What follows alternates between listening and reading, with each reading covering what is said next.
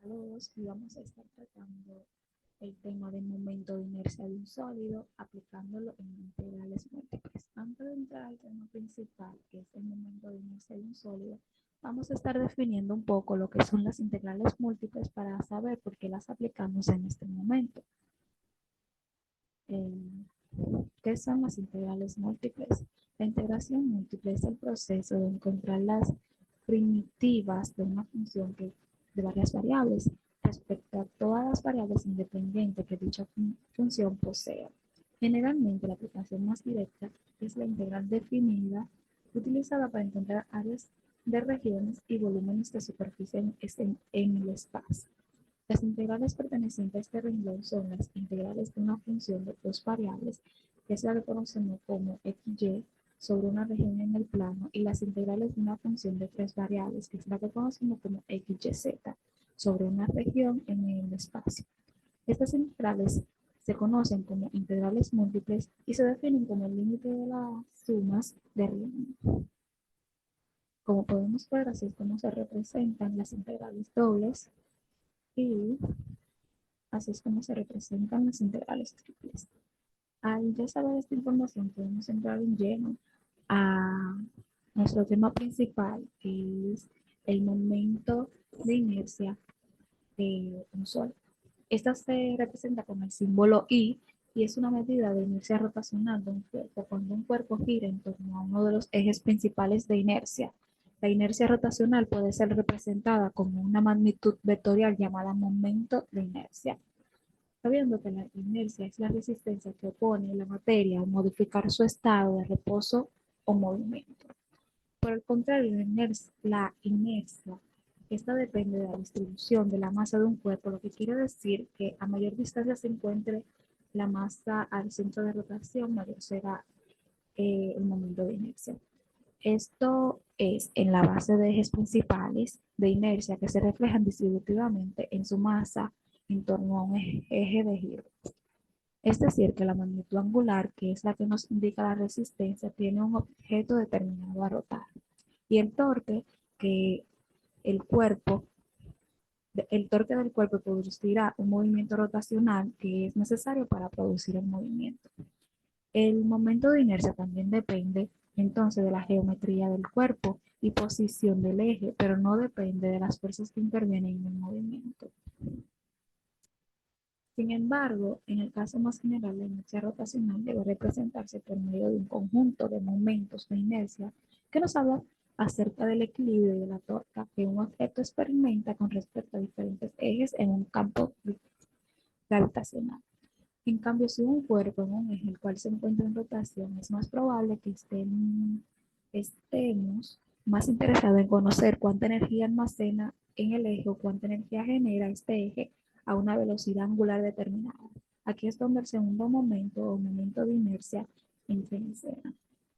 O sea, que mientras más lejos del eje de rotación se encuentre la masa, es el momento de inercia. Para cada objeto, el momento de inercia puede ser distinto, considerando los ejes de rotación ubicados en las posiciones. Como pueden ver, el eje se encuentra en posición vertical y este en esfera, de un disco en el centro y de un sólido, de un cilindro en el centro. Pero tienen posiciones distintas, de que así está vertical y aquí se encuentra horizontal.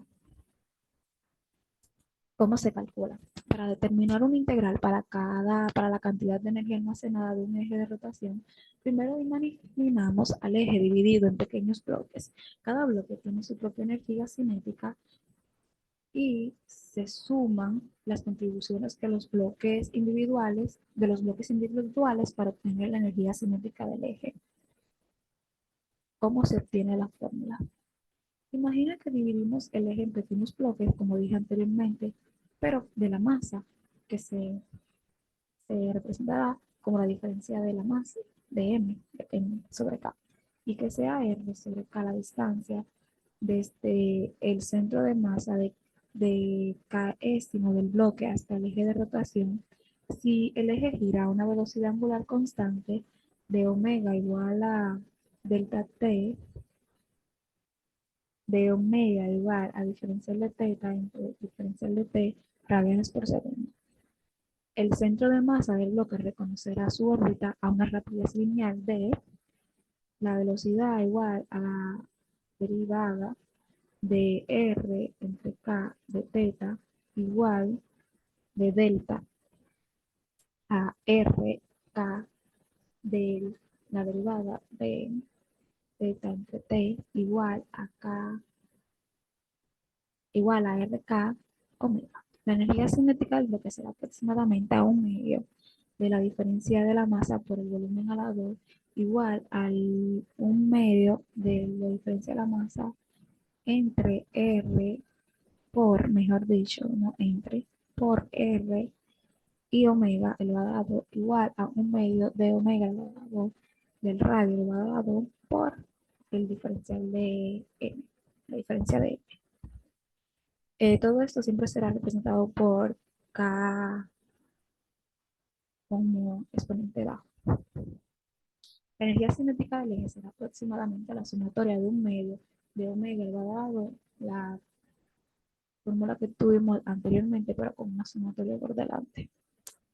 La integral aproximada por estas sumas cuando el eje se divide en bloques cada vez más pequeños no da la energía cinética del eje, que esta es igual a la integral de un medio de omega elevado a 2 del radio elevado a 2 de del diferencial de m, igual a un medio de omega elevado a la integral del radio elevado del diferencial de m. El factor queda como y igual a la integral del radio elevado del diferencial de m.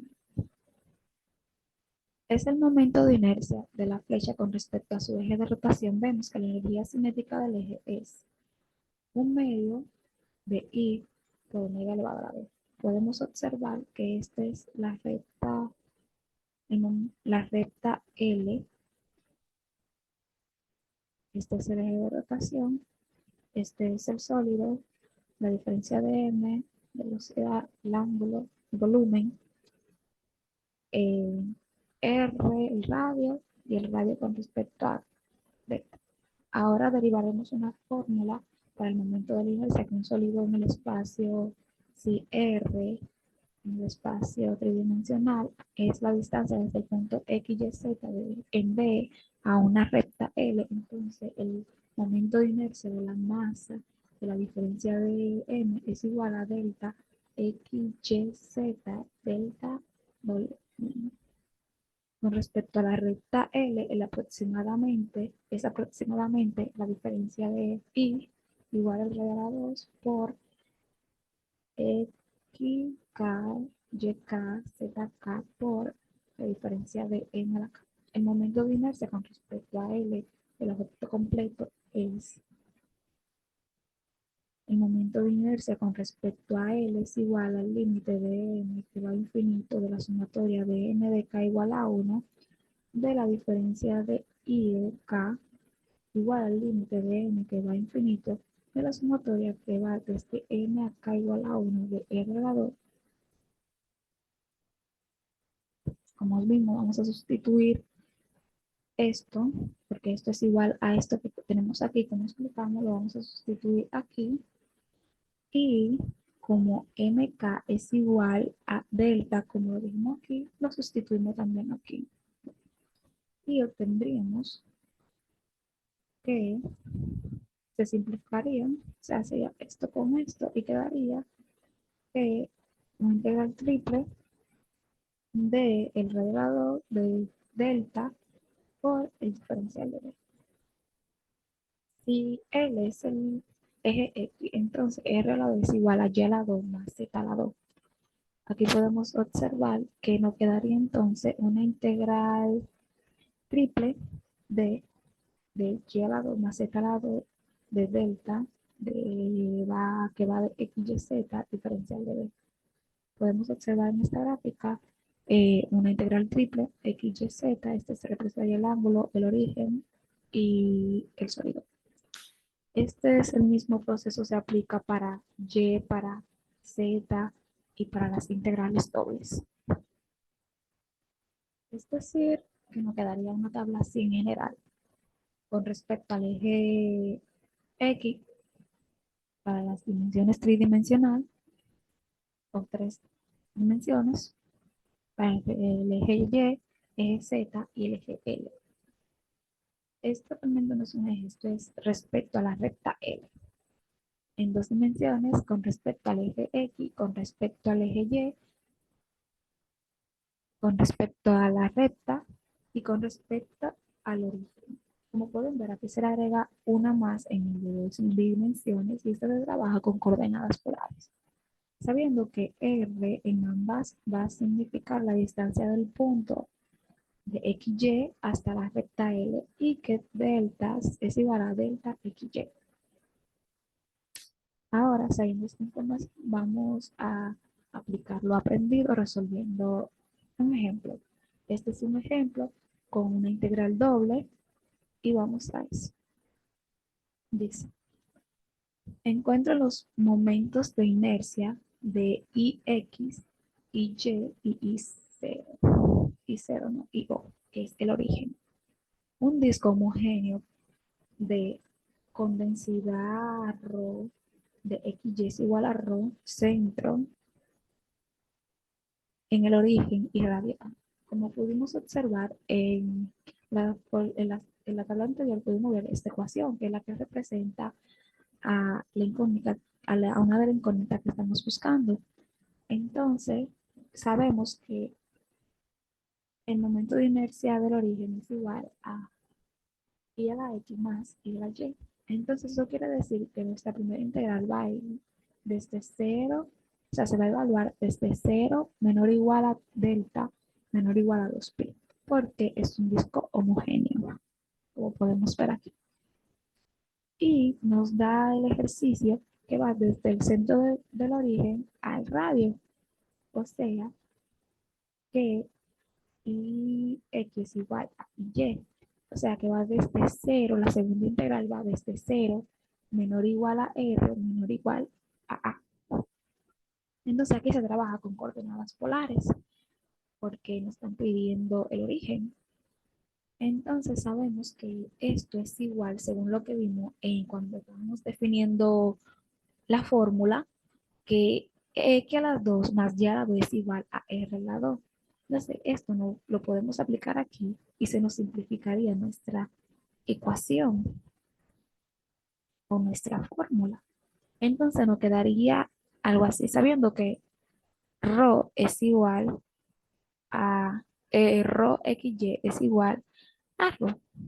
Entonces, lo que vamos a hacer es que vamos a multiplicar r a la 2 por r por ρ y cambiar nuestros diferenciales delta R y delta R no, diferencial de R y diferencial de teta.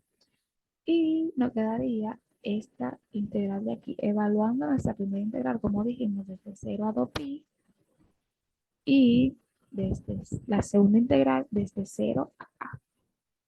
Ahora vamos a evaluar R elevado a la 3, que es en nuestra primera integral, que es el diferencial de R.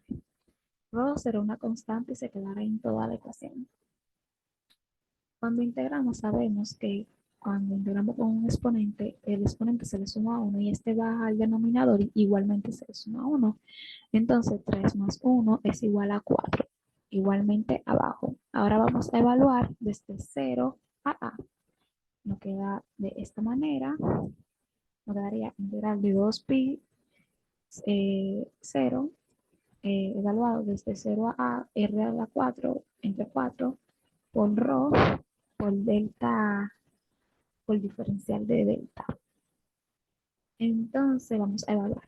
Cuando evaluamos obtendríamos a la 4 menos 4. No puse la evaluación del 0 porque no quedaría 0, entonces no nos afecta. Entonces lo que vamos a hacer es que para hacer nuestra segunda integral vemos que no tenemos ningún acompañante del resto, entonces vamos a integrar simplemente delta, vamos a integrar la diferencia de delta. Entonces, sacamos la fracción y rho como una constante y integramos nuestro, nuestra delta. Este es el resultado. Nos quedaría en nuestra fracción rho y delta evaluado desde 0 a 2pi. Cuando evaluamos nos queda esta ecuación. Otra vez, cuando evaluamos en 0, no cambia nuestra ecuación, entonces no la puse y pues nos quedaría 2pi. Como vemos, aquí tenemos un 2pi y o sea, aquí tenemos un 2 y aquí tenemos un 4. Entonces, para simplificarlo, puedo eliminar un 2 de aquí y el 2 de aquí. Y nos quedaría pi rho por 4 por a elevado a la 4 entre 2. Moví como constante pi y rho para que se vea más bonito el exponencial atrás. Entonces, nuestro momento de inercia del origen es igual a pi rho a la 4 entre 2. Ahora nos falta buscar eh, y y x, sabiendo que estas dos son iguales. Entonces, sabiendo esta información, podemos aplicar la siguiente fórmula, que es eh, esta que se encuentra aquí, que es I o entre 2. Entonces, sabiendo que esto es igual a pi rho a la 4 entre 2, entre 2. Entonces, sabiendo esto, que esto es una fracción, le colocamos uno aquí abajo y simplificamos de esta manera. Pi por rho a la 4 por 1 nos da pi rho a la 4 a la 4. Multiplicamos, porque es multiplicando, multiplicamos 2 por 2 nos da 4. Y ese sería el resultado de nuestro primer ejercicio. Ahora vamos a resolver un segundo ejercicio, pero con integral triple. Determina el momento de inercia alrededor del eje Y del sólido acotado por Y, Z igual a Y, Z igual a 4Y, Z igual a 1, Z igual a 0, X igual a 2, X igual a 0. Si la densidad de ρ es un punto, ρ es directamente proporcional a la distancia en el plano YZ. Nos proporcionan estos datos para que hagamos la gráfica de nuestra figura. Entonces la figura que queda es un prisma trapezoidal y como nos piden buscar el momento de inercia alrededor del eje Y, vamos a utilizar esta fórmula o ecuación de aquí, que es que va con respecto a Y. A continuación, para hacerla más difícil, como estábamos hablando en la definición de la fórmula, vamos a dividir nuestro prisma en 3 renglones para hacer más fácil la solución. Entonces, lo que vamos a hacer, que vamos a hacer una integral triple de este triángulo, una integral triple de este rectángulo y una integral triple de otro rectángulo. Y luego vamos a sumar el resultado de cada uno. Y así obtendríamos nuestro momento de inercia con respecto al eje Y. Tomando como dato importante que tendríamos una constante que sería x, que va desde 0 a 2. O sea que cuando vayamos a evaluar con respecto a x, este siempre va a estar en todas las 3 integrales de 0 a 2. Pero en las otras integrales, que son z y, van a tener en cada una de las integrales una evaluación diferente. Como podemos ver, así quedaría nuestra ecuación. Quedaría esto pertenece al primer triángulo, esta otra integral pertenece al rectángulo y esta otra integral pertenece a este rectángulo. Como dijimos anteriormente, nuestra primera integral, que representa a x, va desde 0 a 2 en todas. Entonces nuestra segunda integral representa a y la tercera representa a Z. Como podemos ver, el límite de un ejemplo de cómo sacaríamos el límite de esta vectora sería que, por ejemplo, este representa el eje Y, este Y, estas son las integrales Y, y el primer triángulo va desde 0 a 1, 0 a 1. Y va desde X a, desde 1 a 3, 1, 3. Y este va desde 3 a 4, de 3 a 4. Y así sería igual para Z. Entonces, así nos quedaría nuestra integral, nuestras sumas de integrales. Ahora vamos a pasar a lo siguiente. Ahora, sabiendo que P es directamente proporcional a la distancia en el plano X y Z, es proporcional, entonces Rho es igual a KX. Es decir, que vamos a multiplicarle esto a nuestra ecuación. O sea, la ecuación que teníamos aquí a esto, vamos a multiplicarle KX. Entonces, cuando multipliquemos, nos va a quedar una K, que la voy a poner aquí adelante como una constante, que no me alterará absolutamente nada, pues eso se pone siempre cuando se integra. Y aquí le voy a sumar 1 porque estaré multiplicando también por X. Entonces aquí yo tengo una X y aquí yo voy a ponerle Z elevado por X. Quedaría algo así. K, K, K. Sería X 3, X 3, X 3 y Z acompañada de X. Para resolver esta ecuación y no se nos haga complicada, lo que voy a hacer es que voy a enumerar cada integral y la voy a integrar por separado para que así el resultado sea más fácil y no se me vuelva tedioso el ejercicio. Entonces, este es el número 1 y este es el número 2. Que conste, simplemente voy a desarrollar uno solo, pues si desarrollo los tres sería el video muy largo y tedioso. Para cualquier cosa pueden pausarlo y ver cómo se resuelven cada uno. Bueno, aquí vemos, primero vamos a hacer la primera integral que va desde 0 a y con respecto a estas variables que tenemos aquí. Cuando integramos, vamos a aplicar lo mismo que hicimos cuando resolvimos la integral doble anteriormente.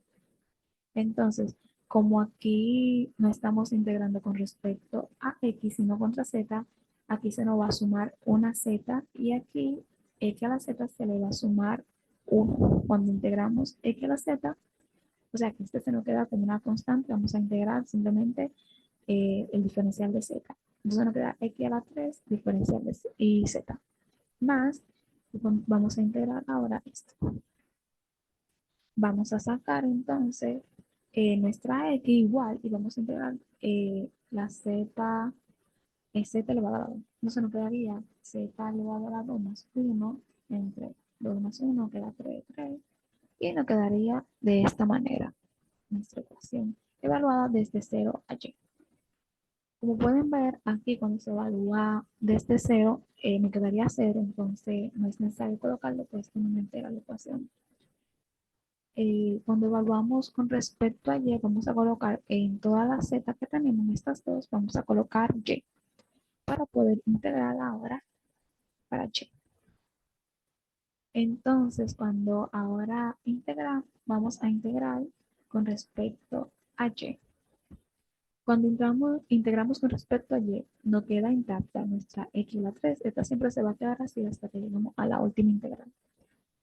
Eh, Vamos ahora a integrar con respecto a y. Como pueden ver, nuestra y aquí tiene un 1 que no se marca. Entonces vamos a sumarle 1 y en el denominador vamos a hacer 1 más 1. Entonces nos quedaría de esta manera. Igualmente se aplicaría para este lado. Ahora vamos a evaluar desde 0 a 1, sabiendo que si es lo mismo que dije anteriormente, cuando evalúo en 0 me va a quedar 0, entonces no es necesario ponerla. Y ahora cuando me evalúo en 1, me va a quedar la misma expresión porque 1 elevado a la 2 es igual a 1 y 1 multiplicado por una fracción me va a dar la misma fracción. Entonces nos quedaría esta integral de aquí. O sea que mientras vayas integrando se te va a volver más pequeña la integral hasta obtener el resultado. Como pueden ver, Ahora voy a integrar ya con respecto a X. Cuando integramos, vemos que aquí es un exponente. Entonces lo que vamos a hacer es que vamos a bajar y vamos a sumarle 1 también por igual. 3 más 1 igual a 4. Entonces tenemos X a la 4. O sea, aquí abajo tenemos un 4 multiplicado por 2, 8. Y nos queda esto. Por igual aquí y nos quedaría esto. Entonces ahora vamos a evaluar. Cuando evaluamos en 0, nos queda 0. No lo ponemos. Bueno, lo pueden poner para resolverlo ustedes, pero yo no lo pongo, pues no es necesario. Entonces voy a evaluar ahora en 2. Voy a poner el 2 donde está la X y voy a multiplicar 2 por 2 entre 4, o sea, 4 veces 2. Esto me da 16. Le buscamos mitad a mitad para simplificar. 8 entre 16 entre 8, me queda 2. Y 2 por elevado a 2 igual a 4, 4 entre 24, simplificamos 4 y simplificamos 24 y nos queda un sexto.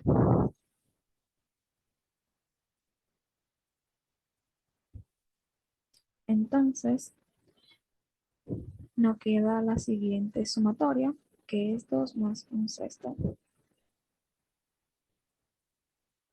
Sabiendo que aquí hay un 1 que no se marca, entonces el 6 pasa igual.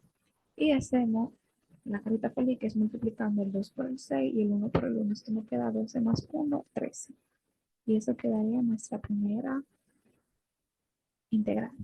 Para la segunda queda 28 entre 3 y para el tercero quedaría 13 entre 16. Como pueden ver, era un prisma donde tenía dos lados iguales, que era el triángulo 1 y el triángulo 3. Como pueden ver, no dio los mismos. Entonces podríamos decir que las integrales están bien resueltas. Entonces ahora vamos a hacer la sumatoria de nuestros resultados y 13 sextos más 28 entre 3 más 13 entre 6 nos da igual a 41 entre 3. Y eso sería el momento de inercia con respecto al eje Y de nuestro prisma. Ya quiero hablarle un poco del momento de inercia, pero en la carrera que yo estudio, que es la ingeniería civil.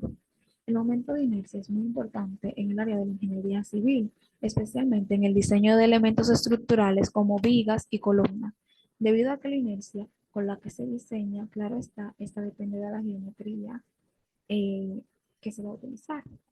Por ejemplo, en la resistencia de los materiales, este es un parámetro fundamental, pues es necesaria para calcular las tensiones y deformaciones máximas, las cuales son producidas por los esfuerzos de flexión en un elemento estructural, por lo cual este valor determina la resistencia máxima de un elemento estructural bajo la flexión junto con las propiedades de un dicho material. En palabras más simples y resumidas, aquí vemos una viga recta, o sea, en su origen, como vino, en su totalidad, y cuando le ejercen una fuerza, es decir, le ponen algún elemento pesado arriba, vemos como esta tiene una deformación, y aquí es donde se aplica el momento de inercia. Ya para concluir, el momento de inercia de un sólido se utiliza para calcular un momento angular y nos permite explicar a través de la conservación del momento angular cómo cambia el movimiento en rotación cuando cambia la distribución de la masa. Espero que hayan entendido, comprendido y aprendido sobre este tema. Yo aprendí mucho desarrollándolo. Y pues nada, gracias por su atención y nos vemos la próxima.